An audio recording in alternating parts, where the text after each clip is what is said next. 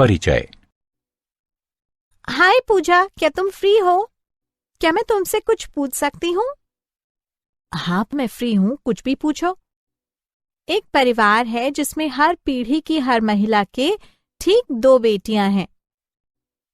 ठीक है, फिर मुझे हर पीढ़ी में महिलाओं की संख्या का पता लगाना है। क्या यह संभव है? हाँ, यह संभव है यदि पीढ़ी का क्रम पता हो। पहली पीढ़ी 1 महिला, दूसरी पीढ़ी 2 महिलाएं, तीसरी पीढ़ी 4 महिलाएं। वाह, ये तो बहुत आसान था।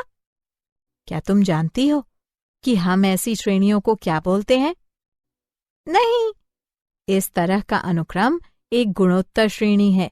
आओ, मैं तुम्हें इस बारे में और अधिक बताऊंगी।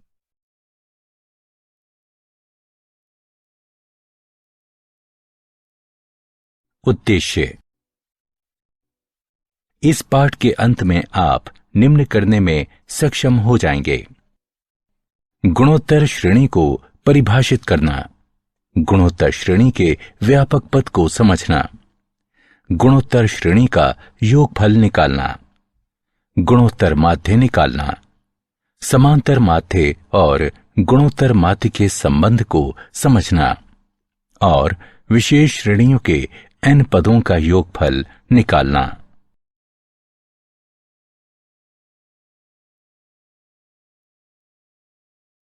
परिभाषा। एक गुणोत्तर श्रेणी या जीपी एक अनुक्रम है जिसमें प्रथम पद को छोड़कर हर नया पद अपने पिछले पद में एक अचर गुणांक r से गुणा करके प्राप्त किया जाता है। इस अचर गुणांक को सार्व अनुपात कहते हैं। आइए निम्न अनुक्रम पर विचार करते हैं जिसमें प्रथम पद a अशून्य है और सार्व अनुपात r है। सामान्यतः जीपी के लिए निम्न अभिव्यक्ति है जहां r बराबर an/an घटा 1 है। उदाहरण 1, 2, 4, 8 इत्यादि। r बराबर 2, 1, 1/2, 1/4, 1/8 इत्यादि। r बराबर 1/2, 1/4 घटा 1/2, 1 घटा 2, 4 इत्यादि। r बराबर घटा 2।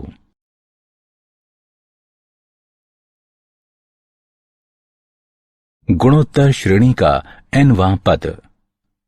गुणोत्तर श्रेणी का nवां पद इस प्रकार दिया जाता है। परिमित गुणोत्तर श्रेणी नीचे दी गई है। अपरिमित गुणोत्तर श्रेणी नीचे दी गई है। इस श्रेणी को परिमित श्रेणी कहते हैं तथा इस श्रेणी को अपरिमित श्रेणी कहा जाता है।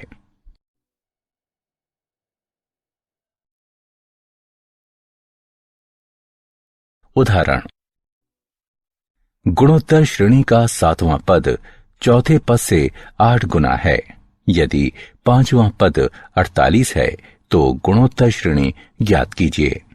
हल दिया गया है कि a7 बराबर 8 गुणे a4।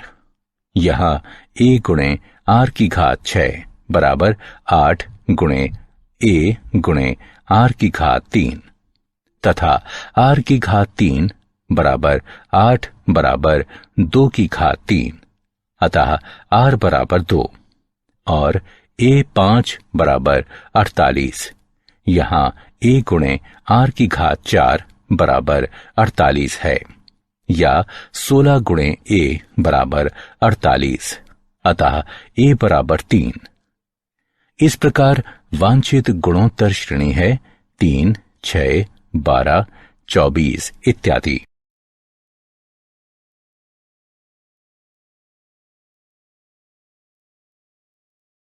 गुणोत्तर श्रेणी के n पदों का योगफल।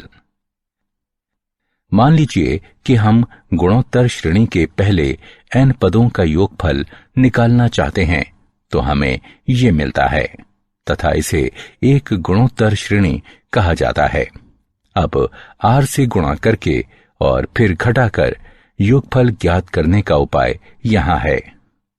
हमारी श्रेणी 5 पदों को जोड़ती है, ताकि अब जब 1 घटा r से भाग दें जब तक r 1 के बराबर ना हो जाए, तो हमें एक गुणोत्तर श्रेणी के पदों का योगफल एक गुणोत्तर श्रेणी देता है। यदि प्रथम मान a है तथा सार्व अनुपात r है, तो पहले n पदों का योगफल Sn बराबर a 1 घटा r की घात n बटे 1 घटा r, बशर्ते r 1 के बराबर ना हो।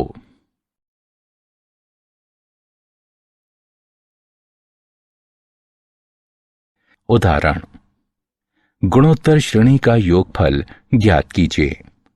2 जमा 6 जमा 18 जमा 54 जमा इत्यादि तथा श्रेणी में 6 पद हैं। हल।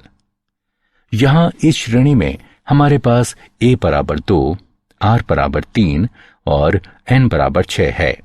अतः Sn बराबर a गुणा 1 घटा r की घात n बटे 1 घटा r। मान रखने पर तथा हल करने पर हमें 728 प्राप्त होता है।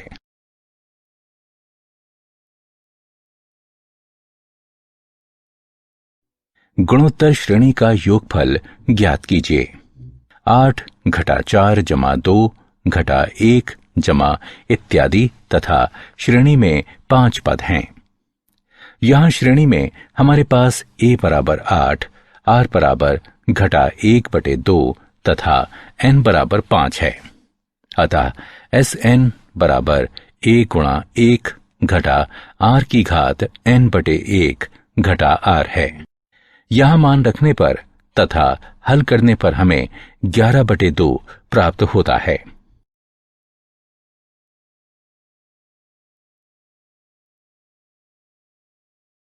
गुणोत्तर माध्य GM। यहां n संख्याओं के गुणन का nवां मूल है। इसका मतलब है कि आप संख्या के एक समूह को एक साथ गुणा करते हैं और फिर nवां मूल लेते हैं, जहां n गुणा किए गए मानों की संख्या है। माना कि 2 संख्या a और b का गुणोत्तर माध्य g है। अतः a, g, b गुणोत्तर श्रेणी में है। g बटे a बराबर b बटे g। यहां g वर्ग बराबर a गुणा b, इसलिए g बराबर a गुणा b का वर्गमूल। यदि 2 धनात्मक संख्याएं दी गई हैं, तब गुणोत्तर श्रेणी बनाने के लिए हम उनके बीच कई संख्याएं डाल सकते हैं। माना कि a और b दी गई कोई 2 राशियां हैं तथा माना कि G1, G2, G3 इत्यादि Gn तक a और b के बीच रखे गए n गुणोत्तर माध्य हैं, ताकि a, G1, G2, G3 इत्यादि Gn तक b एक गुणोत्तर श्रेणी बन जाए। माना कि r सार्व अनुपात है। a और b समेत कुल पदों की संख्या n जमा 2 है। अंतिम पद b बराबर है n जमा 2वें पद के, जो कि बराबर है tn जमा 2 के, जो कि बराबर है a गुणा r की घात n जमा 1 के। अर्थात b बटे a बराबर r की घात n जमा 1, अर्थात r बराबर b बटे a पूरे की घात 1 बटे n जमा 1। G1 बराबर a गुणा r बराबर a गुणा b बटे a पूरे की घात 1 बटे n जमा 1। G2 बराबर a गुणा r वर्ग बराबर a गुणा b बटे a पूरे की घात 2 बटे n जमा 1 इत्यादि तथा Gn बराबर a गुणा r की घात n बराबर a गुणा b बटे a पूरे की घात n बटे n जमा 1। इस प्रकार n गुणोत्तर माध्य है। इन्हें a और b के बीच रखा जा सकता है।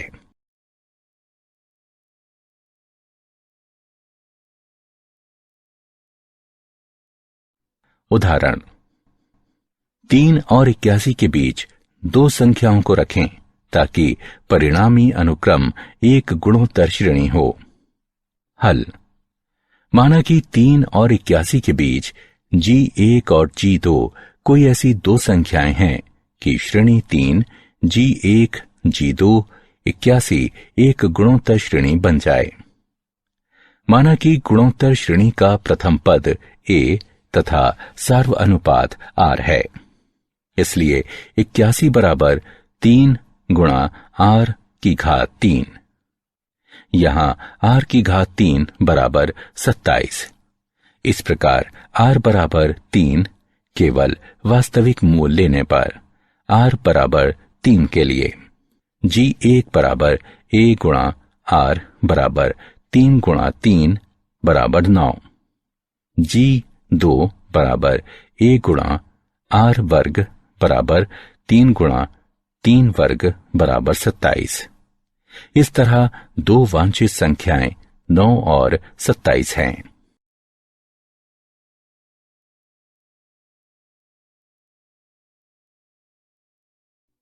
उदाहरण, दो संख्याओं का योगफल उनके गुणोत्तर माध्य का 6 गुना है। दिखाइए कि संख्याएं अनुपात में हैं। हल। माना कि दो संख्याएं A और B हैं। गुणोत्तर माध्य बराबर है AB के वर्गमूल के। दी गई शर्तों के अनुसार A जमा B बराबर 6 गुणा AB का वर्गमूल। इसे समीकरण 1 से चिन्हित करें, अर्थात A जमा B का वर्ग बराबर 36 गुणे AB है, तथा A घटा B का वर्ग को इस प्रकार भी लिखा जा सकता है, और A घटा B बराबर 4 गुणा 2 का वर्गमूल गुणा AB का वर्गमूल। इसे समीकरण 2 से चिन्हित करें।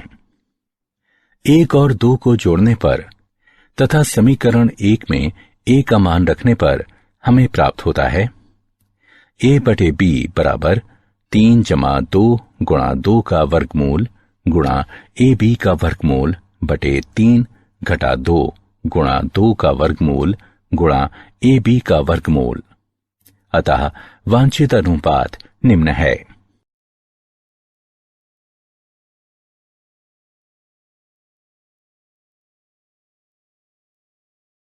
समांतर माध्य और गुणोत्तर माध्य के बीच संबंध। माना कि A और B दो वास्तविक धनात्मक और असमान राशियां हैं, तब समांतर माध्य बराबर A जमा B बटे 2। गुणोत्तर माध्य बराबर AB का वर्गमूल।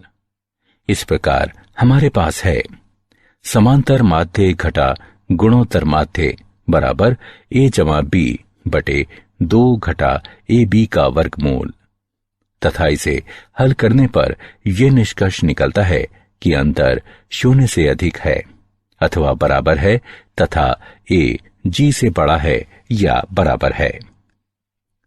उदाहरण, यदि एक द्विघाती समीकरण के मूलों के समांतर माध्य तथा गुणोत्तर माध्य क्रमशः 8 और 5 हैं, तब द्विघाती समीकरण को ज्ञात कीजिए। हल। माना कि द्विघाती समीकरण के मूल A और B हैं। दी गई शर्तों के अनुसार समांतर माध्य बराबर A जमा B बटे 2 बराबर 8। यहां A जमा B बराबर 16। समीकरण 1 से इसे चिन्हित करें। गुणोत्तर माध्य बराबर AB का वर्गमूल बराबर 5, अतः AB बराबर 25। इसे समीकरण 2 से चिन्हित करें। द्विघातीय समीकरण निम्नानुसार दिया गया है। x वर्ग घटा x गुणा मूलों का योगफल जमा मूलों का गुणनफल बराबर 0। x वर्ग घटा x गुणा a जमा b जमा ab बराबर 0। समीकरण 1 तथा समीकरण 2 का उपयोग करते हुए x वर्ग घटा 16x जमा 25 बराबर 0। इस प्रकार वांछनीय द्विघाती समीकरण है x वर्ग घटा 16x जमा 25 बराबर 0।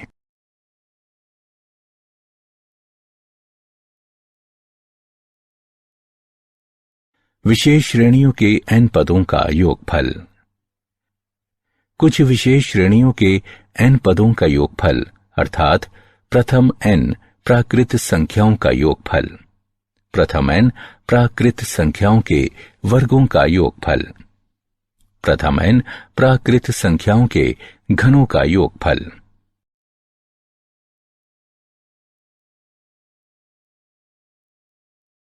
उदाहरण, श्रेणियों के n पदों का योगफल ज्ञात कीजिए। श्रेणियों का आठवां पद निम्न है। गणना करके हल करने पर हमें n पदों का योगफल n गुणा n जमा 1 बटे 12 गुणे 3 n वर्ग जमा 19n जमा 26 प्राप्त होगा।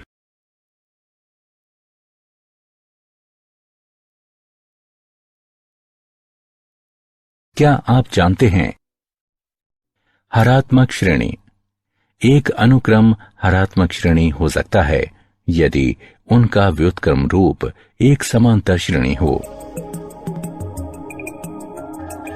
हरात्मक माध्य, जब तीन संख्याएं HP में हैं, तब दो पदों के बीच का पद हरात्मक माध्य कहलाता है।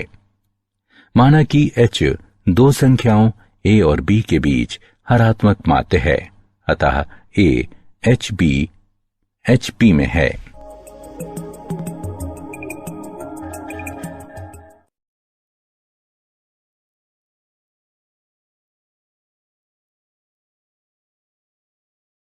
सारांश। आइए हमने जो कुछ सीखा है उसे संक्षेप में दोहराएं। किसी अनुक्रम को गुणोत्तर श्रेणी या GP कहते हैं यदि कोई पद अपने पिछले पद से एक अचर अनुपात में बढ़ता है। इस अचर गुणांक को सार्व अनुपात कहते हैं। साधारणतः हम गुणोत्तर श्रेणी के प्रथम पद को A तथा सार्व अनुपात को R से दर्शाते हैं। गुणोत्तर श्रेणी GP का व्यापक अथवा nवां पद इस प्रकार दिया जाता है। यदि R का मान 1 के बराबर ना हो तो गुणोत्तर श्रेणी के पहले n पदों का योगफल Sn बराबर A गुणा 1 घटा R की घात n बटे 1 घटा R द्वारा दिया जाता है। किसी दो धनात्मक संख्याओं A और B का गुणोत्तर माध्य GM AB के वर्गमूल द्वारा दिया जाता है। अनुक्रम A GP एक GP है।